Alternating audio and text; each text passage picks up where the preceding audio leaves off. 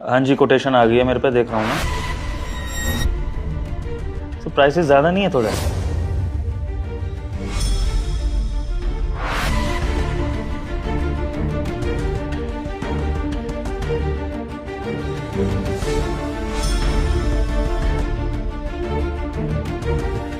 Sir वो meeting fix कर दी थी हम लोगों ने। हाँ, जितना मैं करता हूँ वही बात कर रहा हूँ। हाँ सर, बस टाइमिंग्स बता देना। चलिए ठीक है सर, लेकिन वही प्राइसेस रिव्यू करना चाह रहा था मैं। सर मुझे भी देर हो रही है सर, वो बस छूट जाएगी मेरी। अच्छा हाँ, तुम्हें देर हो रही होगी ना, तुम निकलो, मैं तुमसे कॉल पे बाद में बात कर लूँगा। जाओ। ठीक है सर।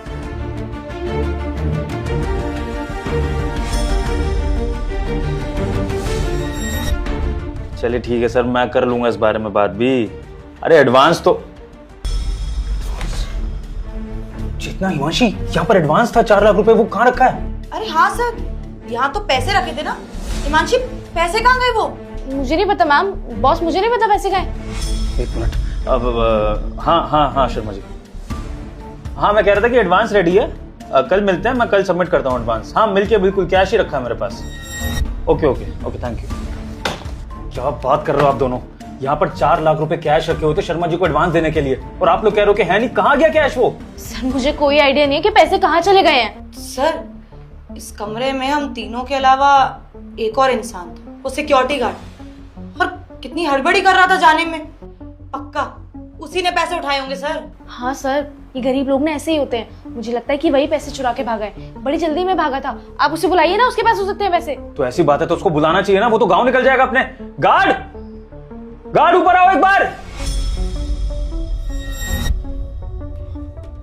जी साहब, बुलाया आपने? यहाँ पर 4 लाख रुपए रखे हुए थे शर्मा जी की मीटिंग के लिए, कहाँ है वो?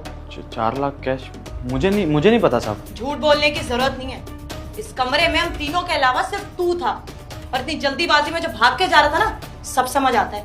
4 लाख दिखे होंगे, नियत फिसल गई होगी। जिंदगी में इतने पैसे कभी देखे होंगे इन्होंने? किसी ने चुराए हैं पैसे? चुपचाप से पैसे दे सर के। मैडम कैसी बातें कर रही हैं आप? मैं जल्दी में जा रहा हूँ क्योंकि बस छूट रही है मेरी। कोई चोरी वोरी नहीं करी है मैंने। जिस कंपनी में तुम काम कर रहे हो इतने सालों से, वो टाइम पे तुम्हें सैलरी दे देते हैं, कभी किसी चीज के लिए कमी नहीं करते हैं।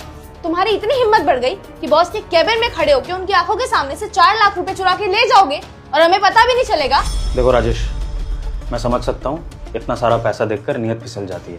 वैसे भी तुम गरीब लोगों को पैसे की ज़रूरत होती है, तो कोई बात नहीं। देखो ईमानदारी से तुम मुझे वो 4 लाख वापस कर दो, मैं तुम्हें कुछ नहीं कहूँगा, लेकिन अगर नहीं वापस करोगे तो मैं तुम्हें जेल भी भिजवा सकता हूँ। चलो निकालो पैसे। साहब कैसी बातें कर रहे हैं आप? मतलब अगर मैं गरीब हूँ तो मैं ही लालची हो सकता हूँ क्या? हो सकता है ना ये मैनेजर मैडम ने चुराया हो, या फिर हिमांशी मैडम ने चुराया हो। कोई भी चोर हो सकता है साहब।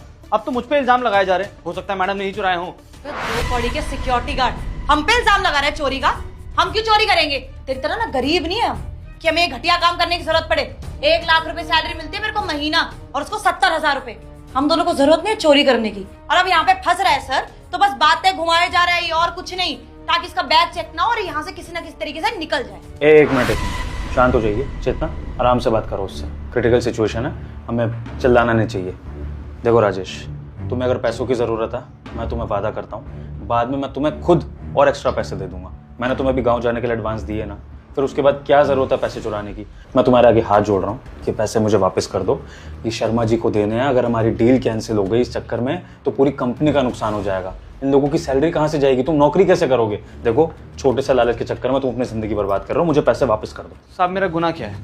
बस इतना ही गुनाह है ना मेरा कि मैं गरीब हूँ। लेकिन साहब आप भूल रहे हैं, एक कैबिन में मेरे अलावा 2 लोग और हैं, 2 महिलाएं हैं। ये मैडम, मैनेजर मैडम और ये हिमांशी मैडम। आपने इनसे तो पूछा नहीं, सीधा हम पे इल्जाम लगा दिया क्योंकि हम गरीब हैं, हम चोरी कर सकते हैं। अरे तो क्या तुम्हारी शक्ल पे लिखा है कि गरीब लोग चोर नहीं होते?